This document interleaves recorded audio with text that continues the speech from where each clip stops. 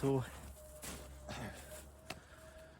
the last video, got the TP all ready to go.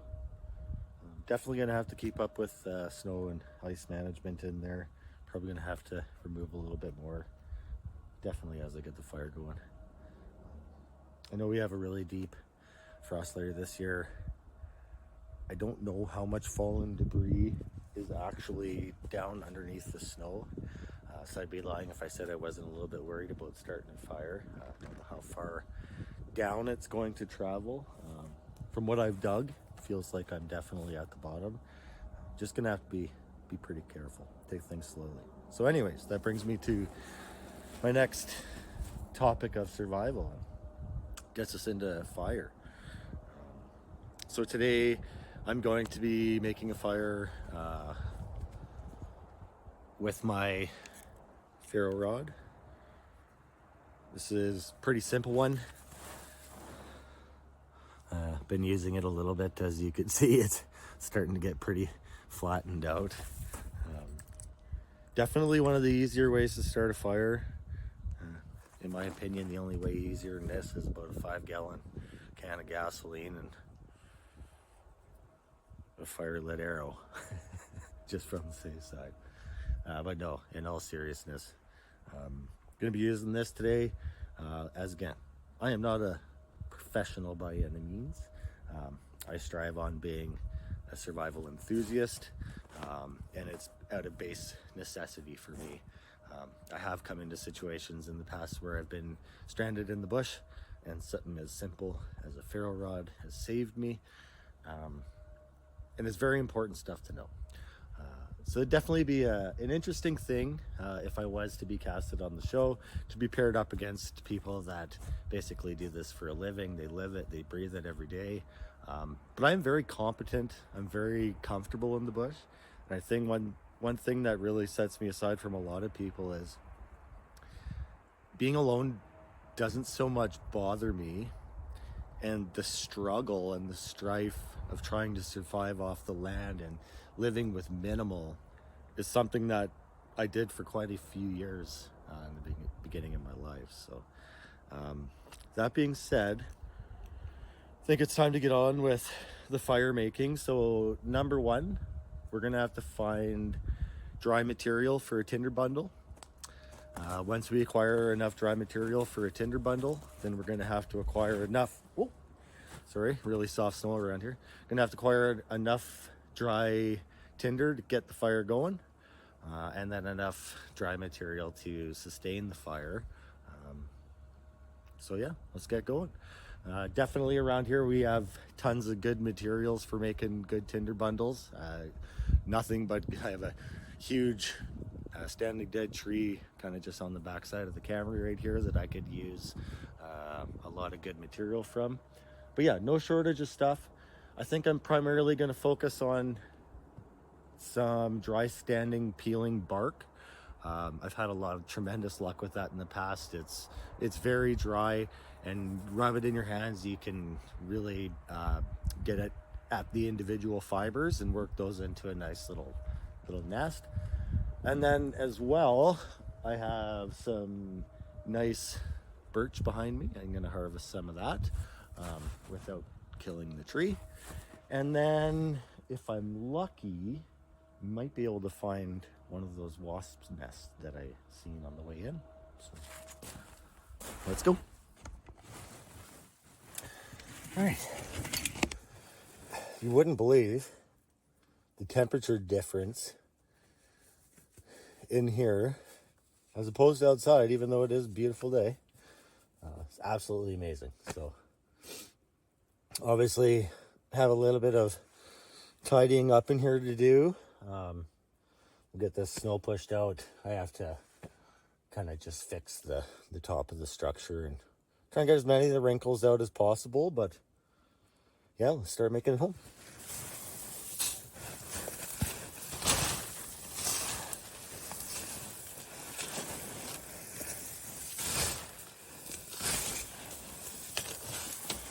As you can see, it doesn't take a lot of effort, and we're getting sealed in from the outdoors. So that's what this is all about. Like I said, I don't think there's another shelter I could have built in this amount of time that would allow me to have a fire right here. Survival.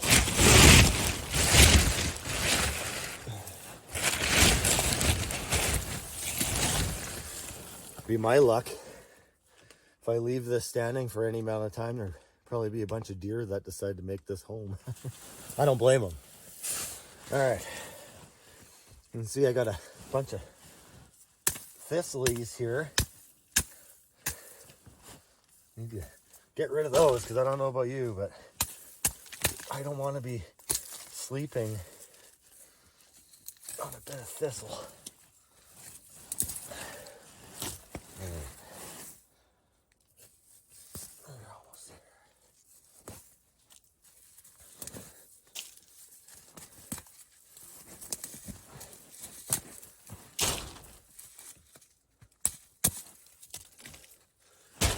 Oh,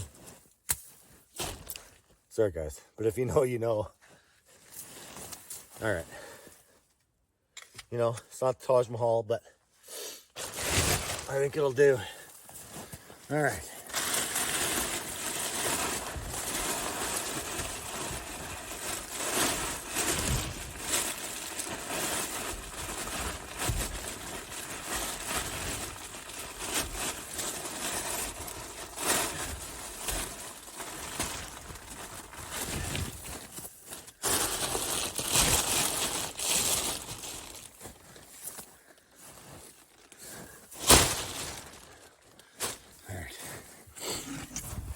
So, you can see the chimney in the center of the tent. Work on getting some of this stuff. A little bit of, I don't know why I'm trying to make it pretty. I don't think it's possible at this point. But was it functional? Hell yeah, it is. All right. Do this.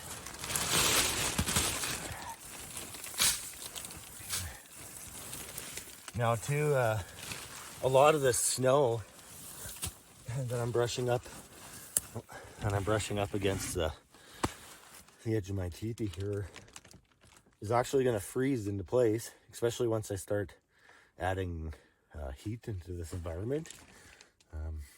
So yeah, it'll just continue to get better and better and better. And should be ample room to cozy up around the fire here.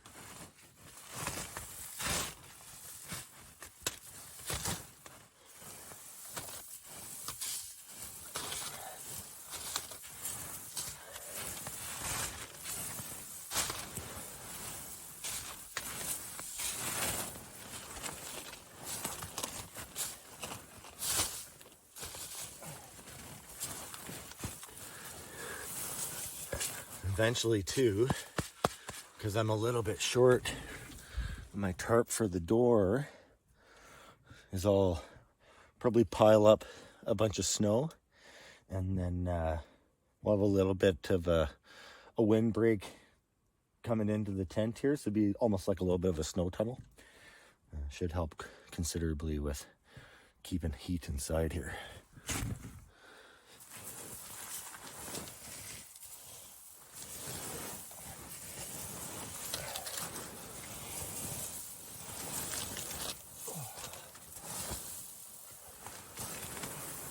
Look at that, we're almost down to bare ground. Like guys, I've been digging for hours. I'm still not at the bottom.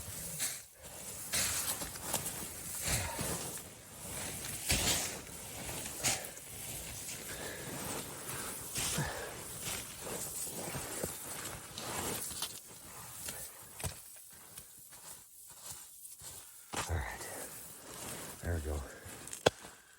Well, I think next step is I'm gonna have to find a bit of a fireboard. As I'm starting the fire with my fire bundle, I don't want to be drawing moisture up from the ground. So I'm gonna need to protect from that and then go harvest some tinder material. So yeah, let's go.